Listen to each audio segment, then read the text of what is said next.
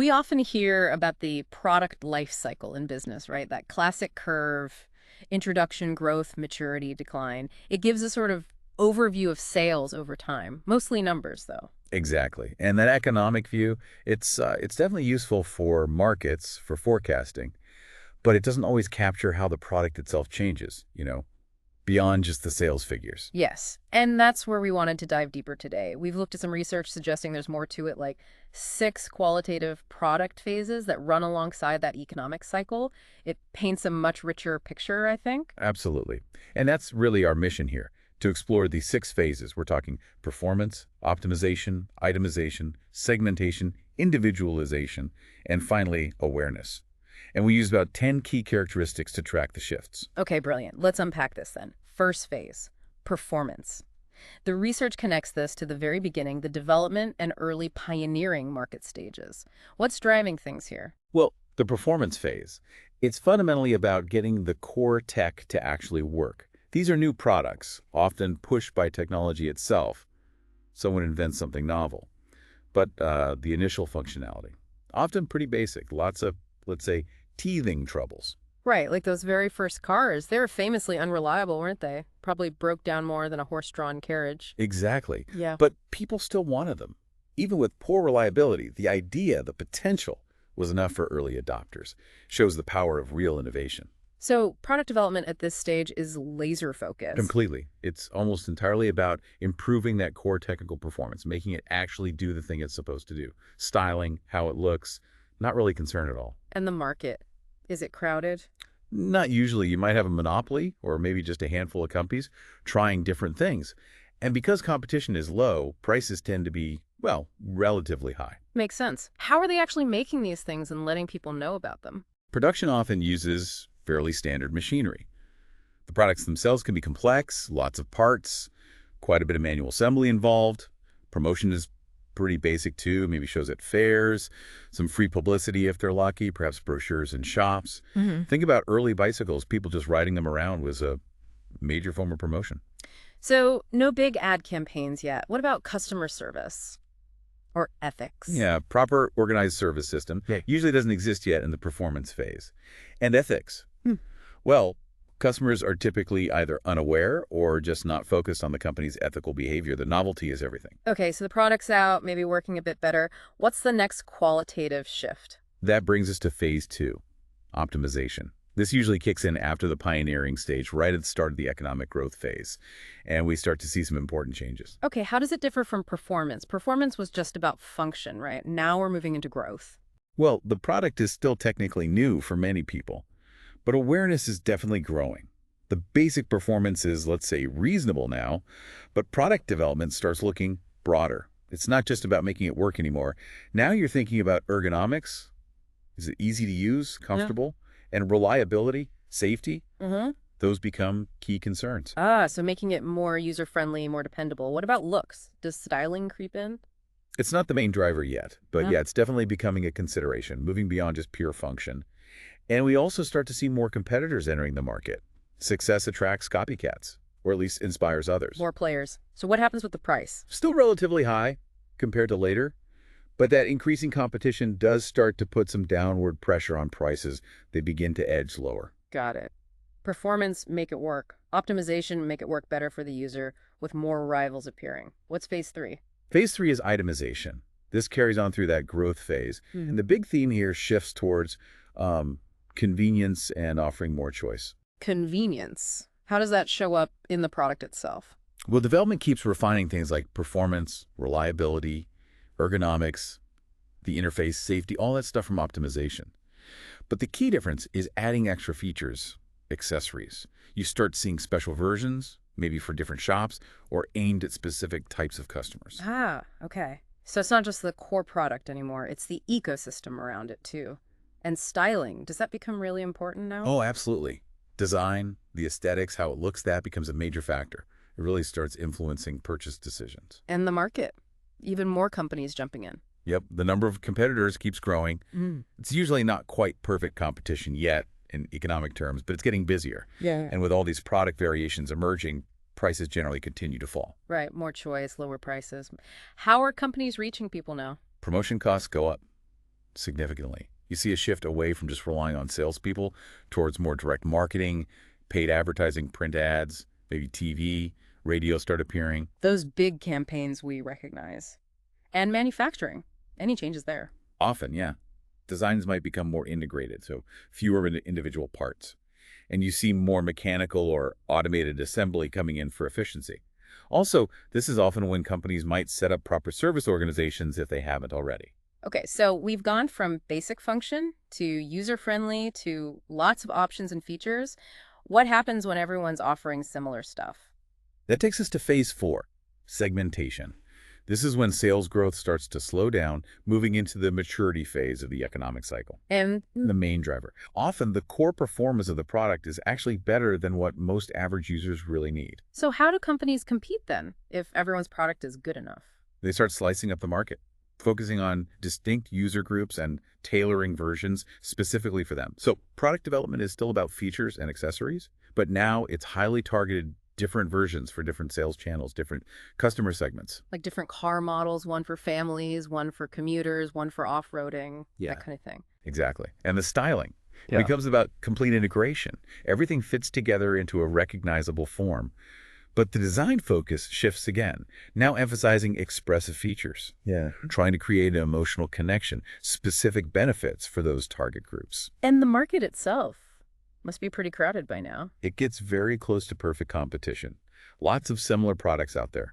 Price decreases tend to slow down because prices are getting close to the average cost of making the thing. How do they stand out then, promotion-wise? It gets expensive, lots of costly advertising across mass media, all aimed at those specific segments they've identified. And interestingly, the product itself kind of changes perception. It becomes accepted. Owning one doesn't necessarily give you status anymore. Right, it's just a normal thing to have. Okay, so you've segmented the market. Where can you possibly go next? Well, potentially into phase 5, individualization. This could actually extend that maturity phase. It takes tailoring one step further, right down to the individual customer. And what makes this possible? Big advances in information tech and production tech, allowing for mass customization. Mass customization, yeah, we hear that a lot. How does it actually work in this phase? Product development is deliberately set up to let customers influence the final product. Think co-creation. The research mentions wanting a very specific car color, like a precise RAL number, though it admits that's still hard for complex products. But for simpler things, much more feasible. Getting your name on a diary, choosing specific components, that becomes common. So the customer gets more direct control. How does that change the market dynamic? The market shifts. It goes from being fairly homogeneous, even with segmentation, to what's called a heterogeneous poly-poly. Lots of slightly differentiated products catering to very specific individual tastes. Think about, I don't know, all the different craft beers out there now. And pricing. If it's customized, can they charge more? Potentially, yes. While the basic product price might be near the average cost, that co-creation, that personalization factor, can definitely support higher prices for those unique versions. How do companies manage this? Promotionally. Interactive media become really important. Tools that let you, the customer, design or customize your product online, for example. And here's another shift. Ethics start to matter.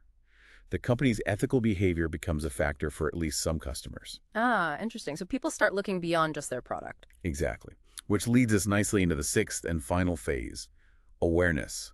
This often happens during the saturation or even the decline phase of the economic cycle. What's driving it is this growing consumer interest in the wider impact, ethical, societal of the products they buy. So it's bigger than just personal needs now. How does that affect the product? Well, styling might still focus on those emotional benefits, but now ethical concerns get woven in. You might even see more minimalist, sort of ascetic designs emerge, reflecting values like sustainability, maybe rejecting excessive consumption. It ties into broader shifts in what consumers value. Interesting. So less flashy, perhaps, more considered. And the market. Still approaching that heterogeneous poly-poly, like in individualization, customization can still command higher prices, but now those prices are often justified or reinforced by making explicit ethical or environmental claims. And promotion obviously reflects this. Oh, definitely. Companies start explicitly communicating their ethics, their values. It becomes part of the brand message. And crucially, the company's actual ethical behavior starts to really influence purchasing decisions for a growing number of consumers. The research even talks about positive aging products, things that get better or more appealing over time because of their ethical story or positive impact. Wow, that's a really comprehensive framework. Was this just theory, though, or did they actually test it against real products? Oh, they tested it. The research mentions a couple of approaches. First, they did retrospective case studies, looking back at the history of 5 different products, and even one service, and surveyed experts on them. And did reality match the model? Largely, yes. They talk about the bicycle as a great example. The really early bikes, Michaud, Starley's Ariel, all about just basic function, mainly for sport or tourism. That's clearly performance. Right. Then you get efforts to make them safer, more comfortable tricycles, the Rover Safety Bicycle. That lines up perfectly with optimization. Okay, yeah, I can see that. Then the pneumatic tire comes along, designs get more standard, you get sports bicycles with gears and accessories, production gets more mechanized. That's itemization. Makes sense. What about the later phases for bikes? Well, then came specialized bikes, the Molten BMX bikes leading to mountain bikes, proper racing bikes. That's clearly segmentation, right? Different bikes for different uses. Oh. Then the ability to easily swap parts, mix and match components, even get fully custom-made bikes that point strongly towards individualization. Yeah. And finally, the whole rediscovery of cycling as healthy, good for the environment that fits the awareness phase. Though the research does note this was kind of inherent in bicycles, not something deliberately developed early on. So the bicycle history tracks it pretty well, but maybe not perfectly. Not perfectly, no. They point out disruptions like World War I, the rise of cars and mopeds obviously affected the bike's path, and they also found the promotion history for bikes wasn't quite as aggressive as the model might have predicted. Right. Real life throws curveballs. What was the other test they did? The second test involved getting experts in product development to rank statements about those 10 characteristics like styling, functionality, pricing, based on which of the 6 phases they thought each statement best described. It was a way to get expert views without leading them. Clever. What did the experts find easiest to identify? Interestingly, they were much more confident and agreed more strongly on the characteristics for the first 2 phases, performance and optimization. The accuracy rate for matching statements to those phases was noticeably higher. Huh. So the early stages are clearer, maybe more predictable. That seems to be the suggestion. Perhaps a product's path gets a bit more varied, less linear as it gets older. The lines between the later phases might blur more easily. And again, external events can always shake things up, and phases can sometimes overlap too. Okay. So summing this all up, what are the big takeaways from this deep dive into product phases? I think the main thing is that this model gives us a really useful way to think about how products qualitatively evolve. Using those 10 characteristics, newness, functionality, development focus, styling, competitors, price, production, promotion, service, ethics, gives us a much richer lens than just looking at sales numbers. Yeah, it's like getting a more detailed map of how products actually change and develop over time. Exactly. It's not a crystal ball. It won't predict everything perfectly, but it provides a really solid structure for understanding those shifts that happen alongside the sales curve we usually track. So instead of just that up and down line, we can see this journey. What it does, how it looks, where it sits in the market, even its wider ethical context. It's a much deeper understanding. Precisely. And if you start recognizing these patterns, you can look at the products you use every day quite differently. Maybe you can get a sense of where they might be heading next. This has been really fascinating. So a final thought for you, the listener. Pick a product you use all the time. Can you sort of trace its path through these 6 qualitative phases? Where do you think it is now? And what might its next phase look like? What kind of external things might push it one way or another? Definitely some food for thought there.